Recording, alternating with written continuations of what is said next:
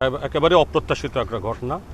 এখানে পলাশবাড়ী উপজেলা যুব জামাতের বায়তুল মাল সেক্রেটারি যিনি, ওনার নেতৃত্বে বোধহয় ৮-১০ জন মানুষ এসেছিলেন।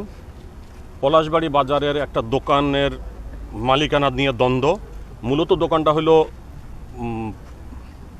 সরকারের, তো সরকারি দোকান উপজেলা প্রশাসন বরাদ্দ দিয়েছে, বরাদ্দ নিয়ে তাদের ভিতরে কোনো দ্বন্দ্ব আছে, এটা নিয়ে একবার মারামারি হয়েছে এবং এ ব্যাপারে মামলাও হয়েছে।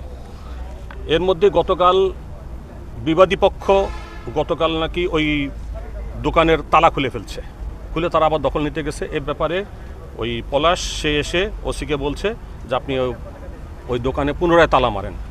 তো ওসি যেটা বলছে তাকে যে এই দোকানের মালিক তো আমি না, দোকানের মালিক উপজেলা প্রশাসন, আপনারা তাদের সাথে কথা বলেন, ওনারা যদি বলে আমাকে তালা মারতে তাহলে আমি তালা মারবো।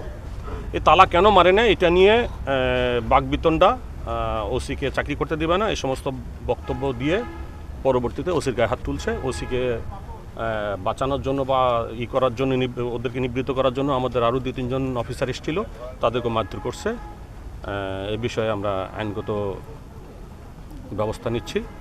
শুরুটা ওখানে, পরবর্তীতে বাইরে ওই প্যাসেজের মধ্যেও এসে আর মারামারিটা মূলত এখানে হয়েছে। ওখানে হলো ঝগড়াঝাটি, হাতাহাতি যেটা হয়তো তর্ক বিতর্ক, আর বাইরে এসে মারামারিটা। অনেক প্রায় 2 থেকে 250 লোক ছিল, 2 থেকে 250। তাহলে এরা কোথেকে আসলো? আমি তো অবশ্যই এটা আইনগত ব্যবস্থা যাবো।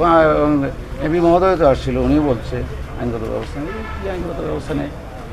কারণ আমরা নিরাপত্তা দেবো, আমাদের উপর যদি এই ধরনের ইয়ে হয় তাহলে বিষয়টা অনেক 7-8 জন তো হবেই। হ্যাঁ, সবাই এসআই না, কনস্টেবল আছে এবং একজন নারী কনস্টেবলও আছে।